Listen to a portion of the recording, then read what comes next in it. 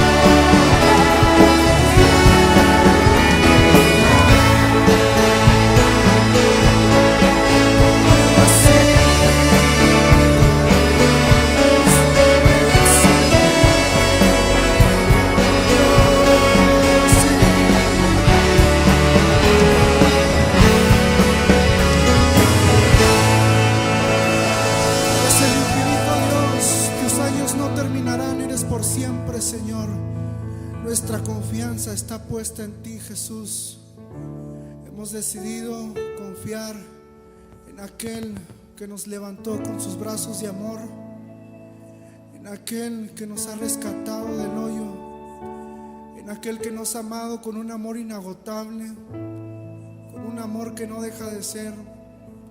El mundo nos ofrece paz, tranquilidad, con pastillas, con cosas pasajeras, Señor, pero tu eterno amor, tu perfecto amor que nunca falla, tu perfecto amor que echa fuera el temor, nos llena y nos da descanso, Jesús.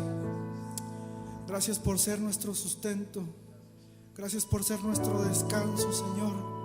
¿A quién iremos si solamente tú tienes palabras de vida eterna? En ti confiamos hoy, Jesús, y siempre, Señor.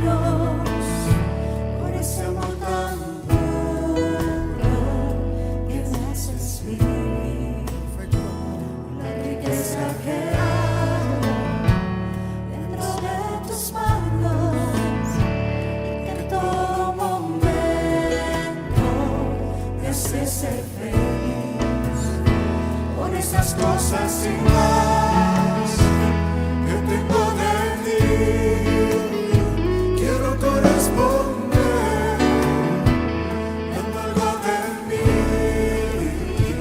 Por esa cruz constante, por esas heridas, por las amarguras que sufriste ayer, por quererlo hacer.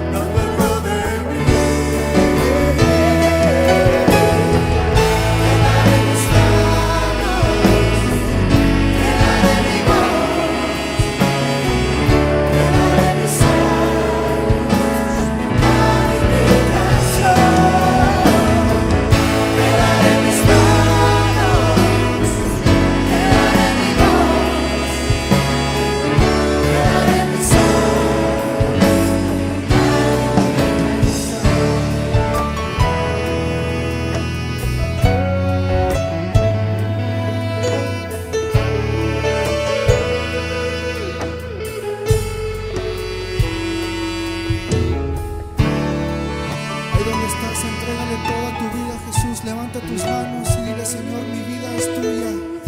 pertenece a ti. Haz lo que quieras de mí hoy, Señor.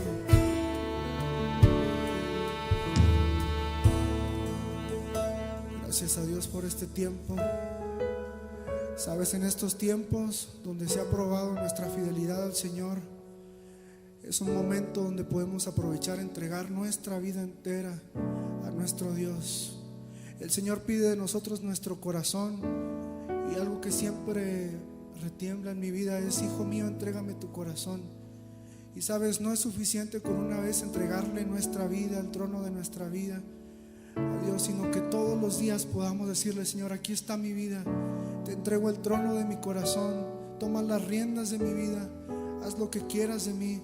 Y hoy te invito que ahí donde estás con tu familia puedan decir: te entregamos nuestra vida hoy, Señor, entregamos toda nuestra devoción a ti, Jesús, entregamos nuestro corazón a ti, Señor. Queremos poner nuestros ojos fijos en ti, que nuestra mente no divague, que nuestros ojos no divaguen, que nuestro corazón no se desvíe, sino que estemos solamente en sintonía contigo, Jesús.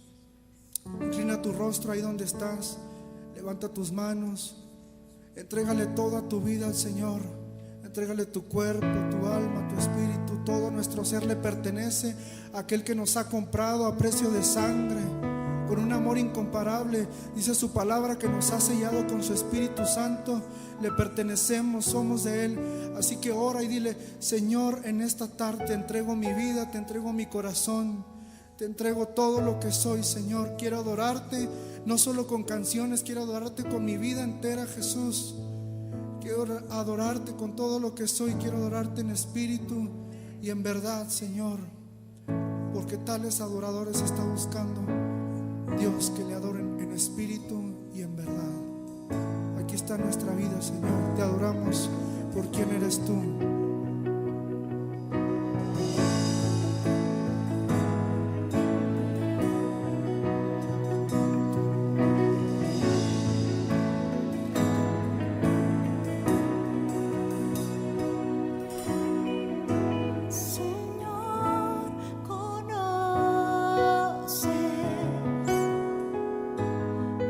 Corazón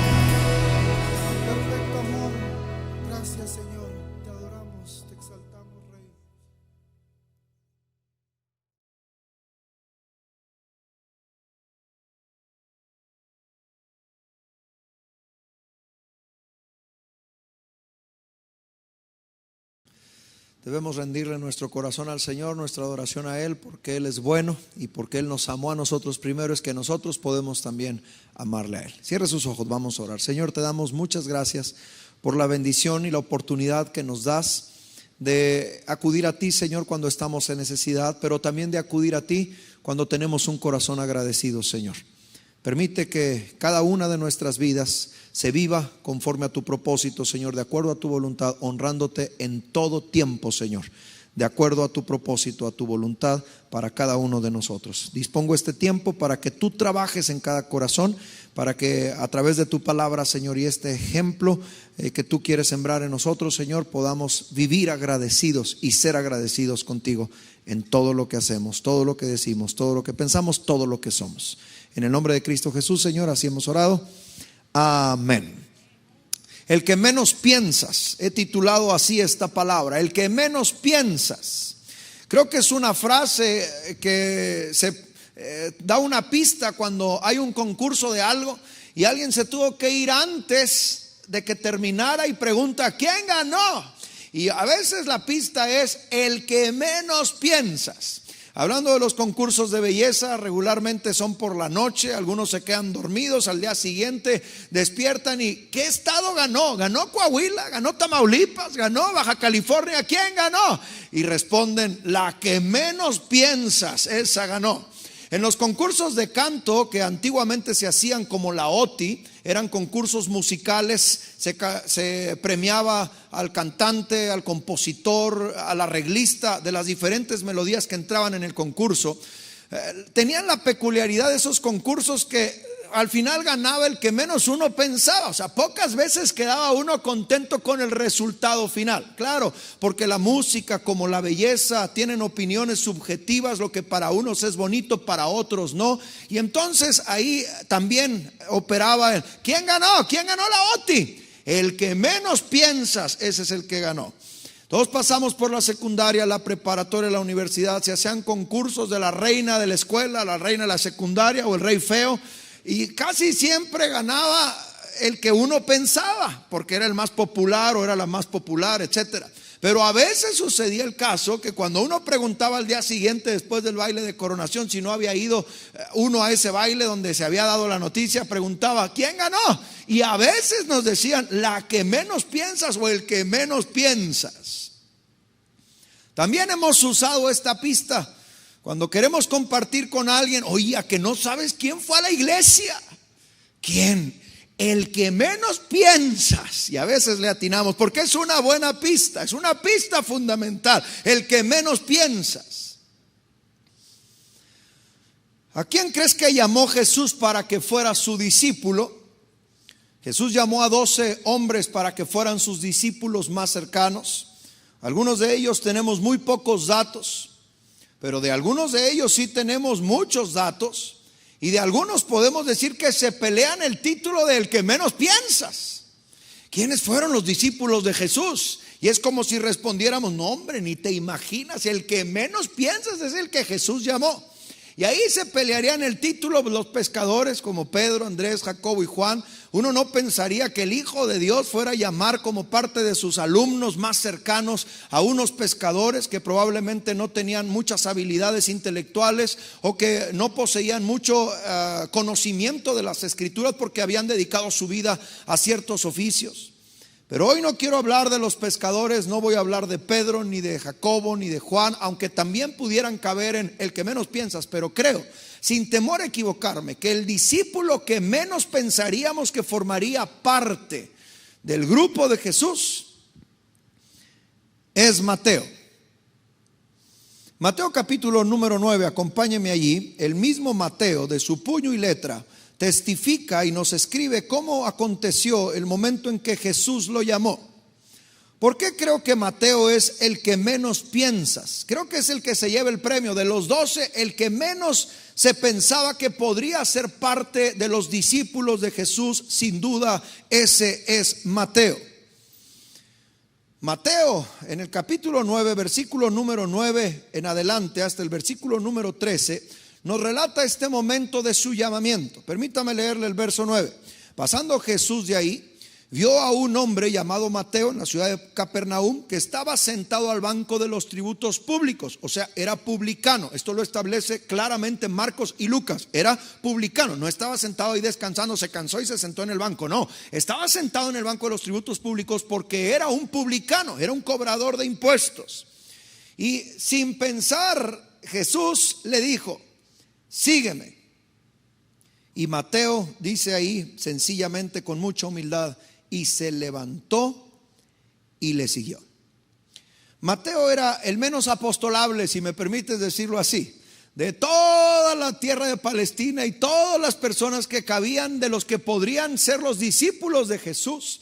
Uno de los menos apostolables sin duda era Mateo. Del grupo de los 12 era el menos apostolable, era un publicano, era un cobrador de impuestos. De hecho, cuando Jesús lo llamó, no hay ninguna diferencia con los demás apóstoles. Los llamó mientras trabajaban, también a los pescadores, mientras remendaban las redes, les dijo: vengan, yo os haré pescadores de hombres. A Mateo también, mientras te está haciendo su trabajo, Jesús lo llama para que lo siga como uno de los 12.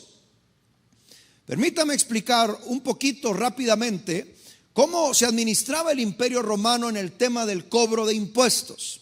Cómo era el sistema que el imperio había tenido que adoptar, porque era tanto el territorio, eran tantas las naciones que había conquistado Roma, que formaban parte del Imperio Romano, que le era dificilísimo a Roma andar en todo el territorio cobrando los impuestos. Entonces pensaron en un momento y dijeron: tenemos que organizar un sistema que sea más barato, para que en realidad el tributo o los impuestos que nos dan nos puedan servir para seguir haciendo crecer el imperio. Y ellos establecieron, el Imperio Romano estableció un cobro de impuestos por subasta. Es decir, llegaba la Guardia Romana o el Imperio Romano a alguna zona geográfica y decía: muy bien, en esta zona geográfica queremos escoger algunos publicanos, algunos cobradores de impuestos. Y entonces la gente se ofrecía, como que subastaba, pagaba el derecho a ser cobrador de impuestos, porque eso después le iba a traer a él mucha riqueza. Y entonces se hacía la subasta, y quien ganara esa subasta, porque ofrecía más, porque estaba más preparado, porque era el más idóneo, entonces el derecho romano le vendía el derecho, el Imperio Romano, perdón, le vendía el derecho de que él fuera el cobrador de los impuestos de esa zona geográfica. Ahora, entiéndame algo muy importante. No solamente se subastaba en este sistema del cobro de impuestos el derecho a ser cobrador de impuestos, sino que Roma, cuando lo dejaba ahí de cobrador de impuestos, hacía un cálculo y decía: bueno, más o menos esta ciudad son tantos habitantes, hay tanto comercio, estos aquí y allá se dedican a esto. Y entonces le decían al cobrador de impuestos: tú a nosotros nos vas a entregar esta cantidad. Lo que tú cobres después de esta cantidad es tuyo. Y esto obviamente pues se prestaba, ¿verdad?, a muchos abusos, a mucha falta de información. Y por esa falta de información, los mismos ciudadanos ni siquiera sabían cuánto tenían que pagar. O sea, lo que el publicano les dijera pues era la ley, porque no estaba ni siquiera legalizado, no había legalidad en cuanto a esto. El Imperio Romano se conformaba con decir: tú a mí me mandas esta cantidad, todo lo que te quede es para ti, pero no me falles con esta cantidad que tú me vas a mandar. Y entonces el cobrador de impuestos pues era casi el dueño de la ley. Lo que él quisiera imponer como impuesto, según fuera el caso, los ciudadanos lo tenían que pagar. Y entonces él, de eso que le iban pagando, juntaba la vaquita para el Imperio Romano, lo entregaba, y todo lo que le quedaba era para él. Obviamente esto se presentó en un tiempo bastante complicado de la humanidad. Había mucha corrupción aún dentro del Imperio Romano, el imperio más grande del mundo. La falta de información que tenían los ciudadanos y la falta de legalidad. No había un impuesto así establecido, más que los 3 grandes impuestos que había, que era el impuesto de la tierra, el impuesto sobre la renta y el impuesto personal. Esos sí eran directamente para Roma. Eso sí estaba establecido, que era 1/10 de toda la siembra. Tenías que pagar un tributo o un impuesto, y ese impuesto iba directamente al Imperio Romano. O el impuesto sobre la renta, que también se cobraba un 1% de todos los ingresos que cada persona tuviera. O el impuesto personal, que pagaban todos los hombres a partir de los 14 años y hasta los 65, y todas las mujeres desde los 12 años hasta los 65 años los pagaban. Eran impuestos que iban a Roma. Pero de ahí en fuera, el resto de los impuestos, el publicano era amo y señor de imponer la cantidad que él quisiera. Usted se va a identificar conmigo con la clase de impuestos que había en el Imperio Romano, porque creo que hoy por hoy la sociedad copió casi idéntico los impuestos que hoy usted y yo pagamos también. Había impuestos por la importación de productos y había impuestos por la exportación de productos. Había impuestos también por el tránsito en las carreteras. Dependiendo la carretera y la importancia, te cobraban una cuota por transitar. Si era un puente, el puente costaba otro impuesto. ¿Quiere usted el puente? Es otro impuesto. Si hacías uso de un puerto, tenías que pagar un impuesto por el embarque. Si de alguna manera tenías que pasar por alguna ciudad, algunas ciudades, estos publicanos inventaban impuestos por el tránsito por la ciudad. Vas a transitar, no vayas aquí, pero vas a transitar para allá, tienes que pagarnos un impuesto por pasar por esta ciudad, porque aquí se pagan servicios, se pagan trabajadores, la ciudad está limpia. Se pagaban impuestos por animales de carga, como tipo lo que hoy pagamos por andar en un carro. Se pagaban impuestos por una carreta. Se pagaban impuestos por las ruedas de la carreta, por los ejes de la carreta. Se pagaban impuestos por comprar algo o por vender algo. El que vendía pagaba un impuesto y el que compraba pagaba otro impuesto, al estilo de hoy. Pero estos impuestos todos eran, ahora sí que impuestos por el publicano. Mateo era un publicano. Él había subastado, le habían dado el derecho de gobernar o de imponer estos impuestos a cierto grado de la sociedad.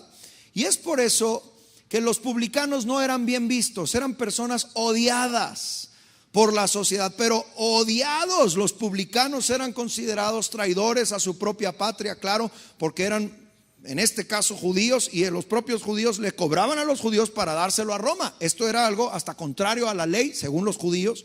Por lo tanto, eran odiados porque eran traidores de la patria. La mayoría de ellos pues eran corruptos, por lo que ya platiqué. Eran bastante insensibles porque no les importaba dejar en pobreza a un compatriota con tal de juntar la vaquita para el Imperio Romano y luego quedarse ellos con otra cantidad.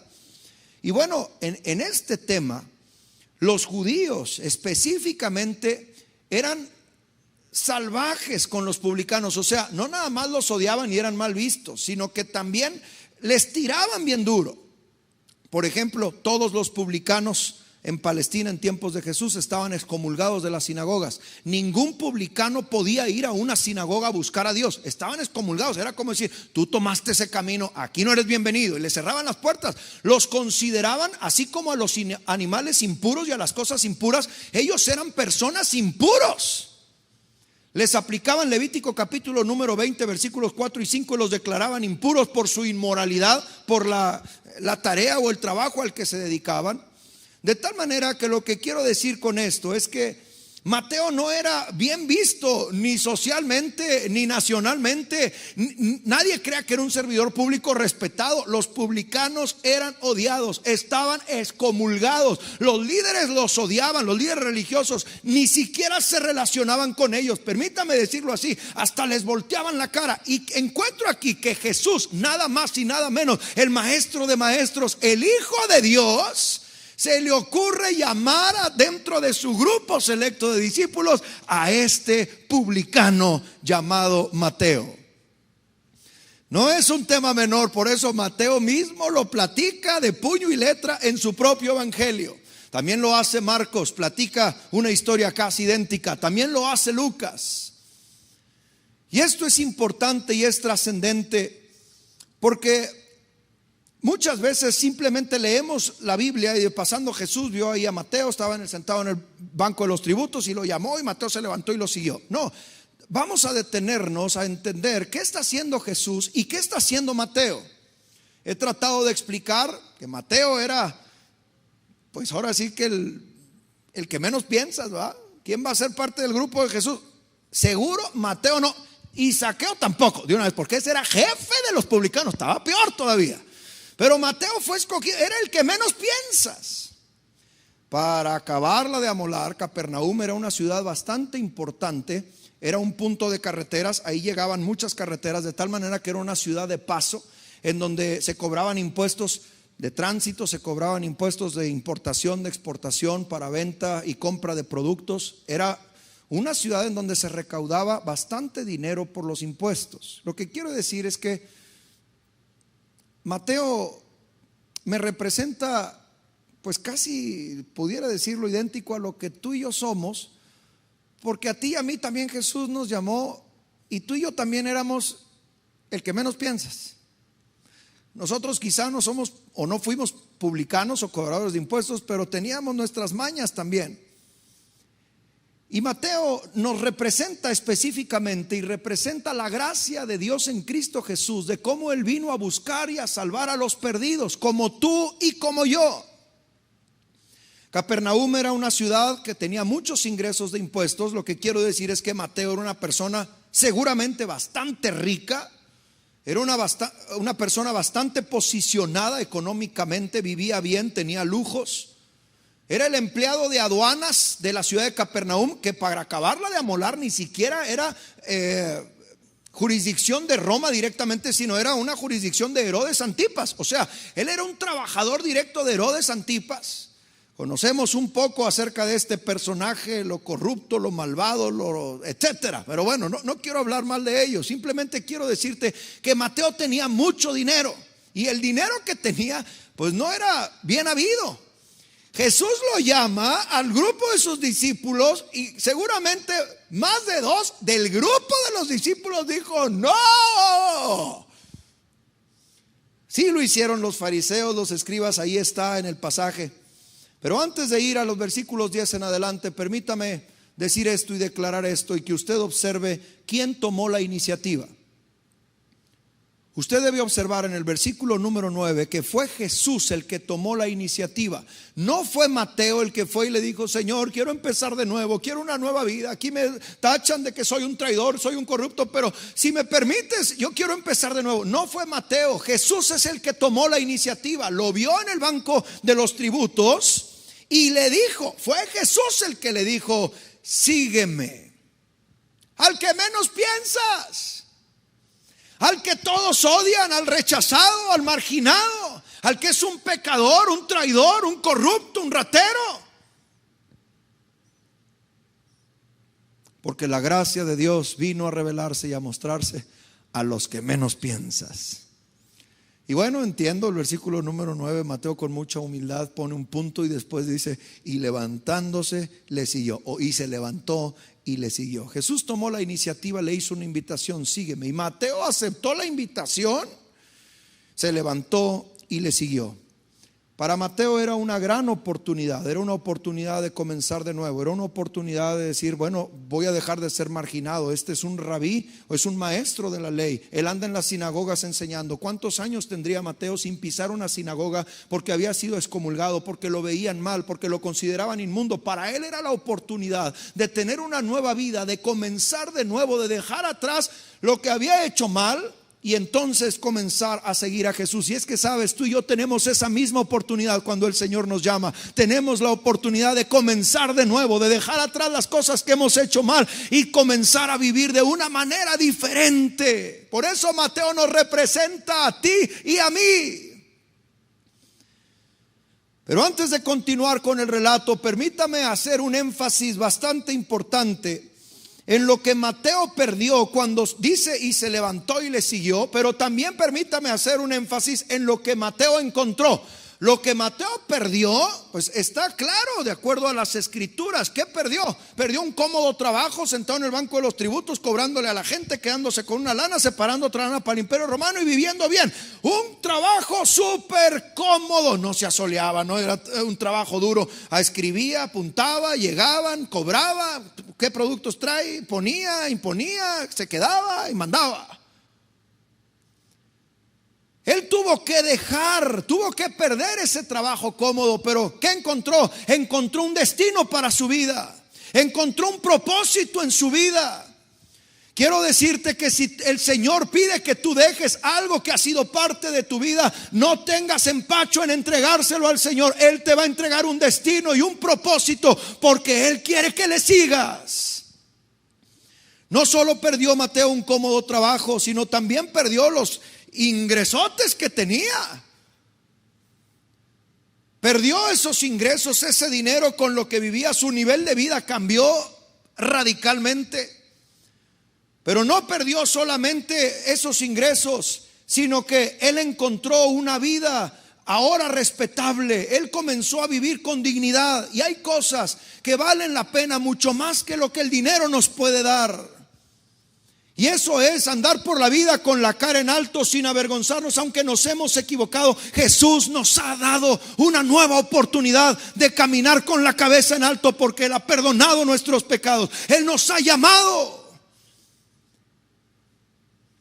Mateo perdió la cómoda seguridad financiera y material, pero encontró, y esto quiero hacer énfasis y subrayarlo con mayúsculas, encontró una vida de aventura con Jesús.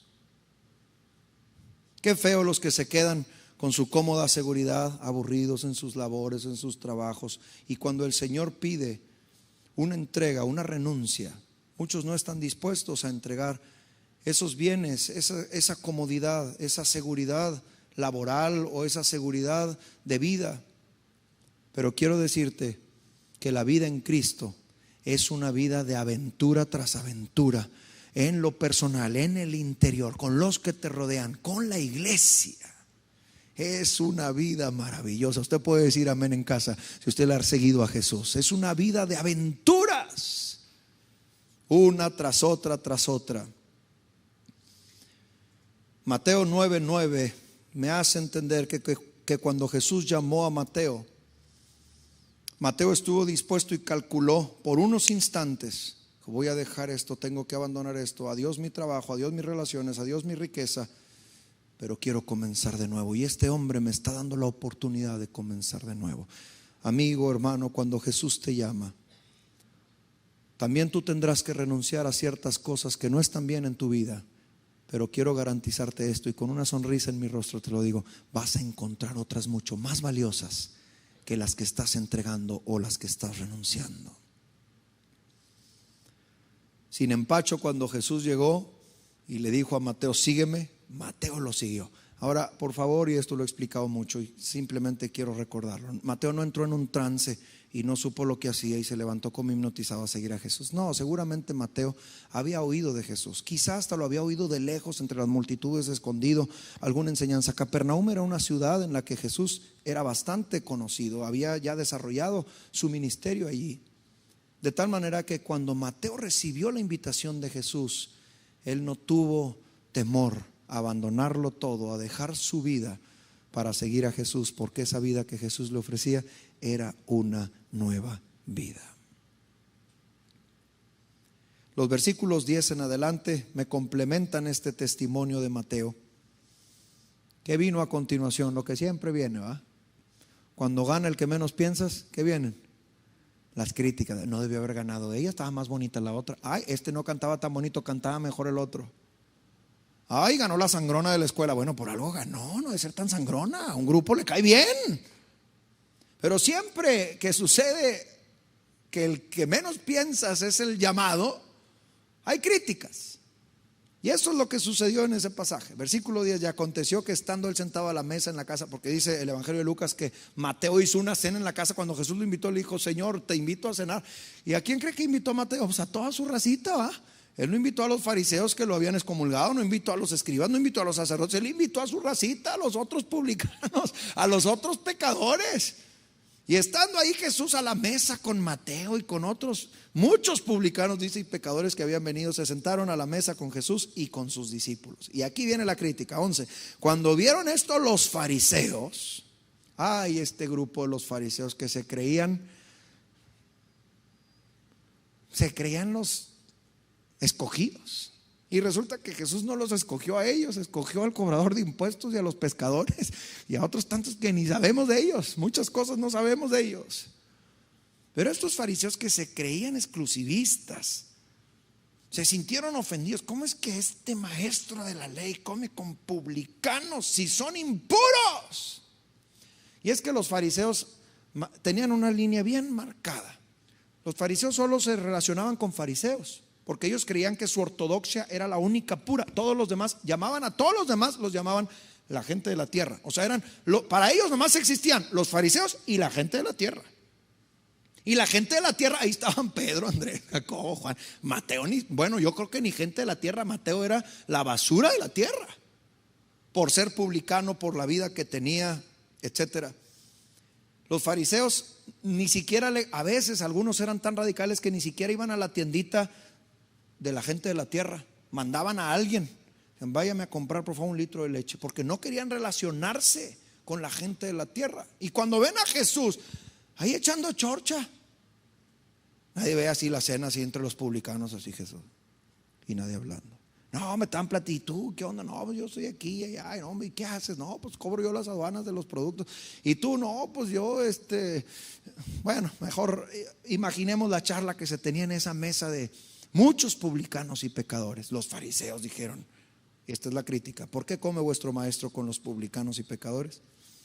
Cuando Jesús se enteró de esto, al oír esto, Jesús hizo una gran declaración que la mayoría de nosotros conocemos y hemos entendido, lo he explicado hasta el cansancio. Simplemente voy a cerrar el pasaje, no me voy a centrar ahí. Pero Jesús dijo: pues estoy con los pecadores y los publicanos porque ellos sienten necesidad de que yo les hable del amor de Dios.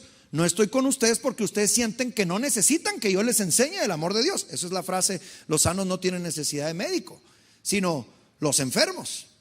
Y luego hace una declaración: vayan pues y aprendan lo que significa misericordia quiero. Eso es lo que Dios establece, y no sacrificio, no ortodoxia, no liturgia, no reglas, sino misericordia, el amor en acción. Porque no he venido a llamar a justos. Entiéndame, Jesús no se estaba queriendo hacer de una racita fea y perversa y deshonrada. No. Lo que Jesús está diciendo en este pasaje es: al que se cree justo y cree que no necesita un salvador, pues a ese yo no puedo llamarlo. Pero a los que se saben pecadores y necesitan un salvador, pues a esos es a los que yo he venido a llamar al arrepentimiento, a los pecadores. Qué grandes principios cristianos sacamos de aquí. Jesús vino a llamar a los que menos pensábamos que iba a llamar. Quizá la mayoría seguimos con este pensamiento hoy. Creemos que Dios va a llamar al que más está metido en la iglesia y que Dios va a usar al que obedece con mucha santidad. El fuego del celo de Jehová lo consume. Y la realidad es que el Señor llama al que menos piensas. Y hoy está parado frente a ti el que menos piensas. Y no te hagas, tú también eres de los que menos piensas. Si hubiéramos hecho una selección, ¿a quién crees que Jesús va a llamar para que le sirva, para que le ame, para que le siga? Tú y yo seguramente no estaríamos ubicados en la lista de las probabilidades. Quizá ni siquiera al final de la lista. A ese, sí, a ese. Porque el Señor vino a demostrar la gracia de Dios que Él venía a revelar y a derramar en la cruz para llamar a los que menos piensas. Y Mateo nos representa a ti y a mí. Tú y yo somos el que menos piensas. Y sabes, aún hoy, si hay alguien que me está oyendo que forma parte de este gremio de el que menos piensas, ¿quién crees que oyó el culto? El que menos piensas. Si tú estás oyendo este servicio, Dios te está llamando a ti. Jesús te quiere llamar a ti hoy porque Él es especialista en llamar a los que menos piensa, la gente que va a llamar.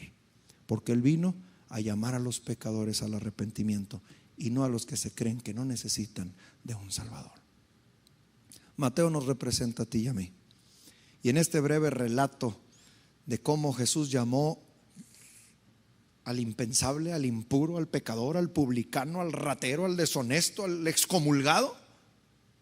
Quizá tú no tengas todas estas características, quizá tengas una de ellas o tengas otras. No me importa.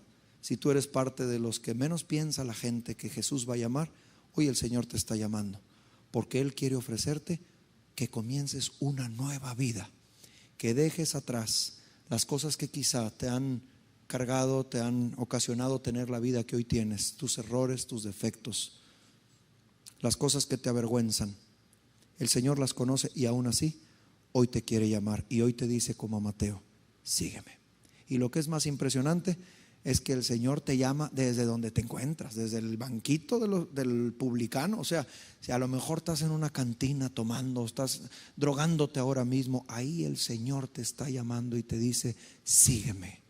Si tú te atreves a dejar el banco de los tributos, abandonar tu vida antigua y comenzar a seguir a Jesús, serás bien recibido, porque no soy yo el que te llama, es Jesús el que te llama para darte una nueva vida. ¿Quieres decirle que sí a Jesús hoy? ¿Quieres tomar la actitud de Mateo y se levantó y le siguió? Y luego le hizo una cena e invitó a sus amigos y ya el resto es historia. Hoy puedes decirle que sí al Señor. Si tú eres parte de ese grupo de los que menos piensan, que van a algún día encontrar la gracia de Dios, hoy el Señor te está llamando. Y donde quiera que te encuentres, la gracia de Dios es tan grande que alcanza para irte a recoger y darte una oportunidad de tener una nueva vida por la misericordia que Cristo Jesús vino a mostrarnos al morir por nosotros en la cruz, para que tú tengas la oportunidad de recibir esta invitación en donde quiera que estés y puedas seguir a Jesús. Ven a Jesús, cambia de vida, toma la oportunidad de una nueva vida y sé feliz. Te van a criticar, ahí está, no te vayas a sorprender. Van a decir, pero ¿cómo este? Sí, pero tú sigue a Jesús y Él te va a bendecir. Él quiere darte un destino, Él quiere darte una vida llena de aventura. Él quiere que comiences a caminar con la cara en alto por el perdón que Él puede derramar sobre ti, por las cosas en las que te has equivocado. Él puede perdonar tus pecados y darte una nueva oportunidad. Si alguien la toma, tómela ya. Levántese de su sillón, doble sus rodillas, quizá levante sus manos y diga yo, y vamos a orar. Cierre sus ojos. Señor Jesús, hoy a través del ejemplo de Mateo, que nos representa a cada uno de nosotros, porque nosotros éramos el que menos piensas. Señor, hoy queremos primero que nada agradecerte por este llamado que nos has hecho, porque nosotros no somos mejores que Mateo. También hemos hecho cosas impuras, inmundas, pecaminosas. No somos mejores, Señor, que ningún hombre de la Biblia. También hemos hecho cosas horrendas, Señor, muchos de nosotros, en nuestro pensamiento, en nuestro obrar. Pero ha sido tu gracia y ha sido tu voz la que nos ha llamado y nos ha dicho, sígueme. Y hoy, Señor, que recordamos ese momento, te decimos gracias. Pero quizás, Señor, ahora mismo estás llamando a alguien, Señor, desde su banquillo del cobrar los tributos, desde su vida pecaminosa, Señor, y hoy le estás dando la oportunidad de comenzar de nuevo. Te pido, Señor, que a esas personas que han levantado su mano, que se han puesto de pie o han doblado sus rodillas y han dicho que sí, y se han levantado y quieren seguirte, tu Espíritu Santo, Señor, vaya y les dé la oportunidad de ser transformados en su interior, para que comiencen a experimentar la delicia del perdón de los pecados y comenzar a vivir, Señor, como es digno de ti. Hoy, Señor, te quiero pedir que perdones nuestros pecados, que perdones nuestra antigua manera de vivir. Habíamos decidido mal, Señor, hemos tomado muchas malas decisiones, pero si hoy nos das la oportunidad de seguirte, queremos tomarla, Señor. Al estilo de Mateo nos levantamos y te seguimos a donde quiera que tú nos llames. Danos ese valor para hacerlo y enséñanos, Señor, a ser cada día más agradecidos, porque éramos nosotros, Señor, de la lista, los de más abajo, muchos de nosotros, o quizá ni en la lista estábamos, pero tú quisiste ir hasta donde nos encontrábamos y llamarnos para darnos esta oportunidad de comenzar de nuevo. Te decimos que sí, Señor. Como Mateo lo hizo, nosotros también te decimos que sí. Llévanos a donde nos quieras llevar, como en el caso de Mateo, Señor. Hasta lo usaste para escribir uno de los libros de tu bendita palabra, Señor. Hasta ahí llega tu gracia. Ayúdanos, Señor, a nosotros a cumplir tus propósitos y a seguirte cada día, paso a paso, reconociendo que es tu gracia lo que nos tiene aquí el día de hoy. En el nombre de Cristo Jesús, bendice a todos los que hoy han decidido seguirte. En tu nombre he orado, Señor Jesús. Amén. Tú y yo somos el que menos piensas. Como Mateo, agradécele al Señor. Gracias, muchas gracias por estar aquí. Espero que Dios esté ahí. Que el Señor te bendiga.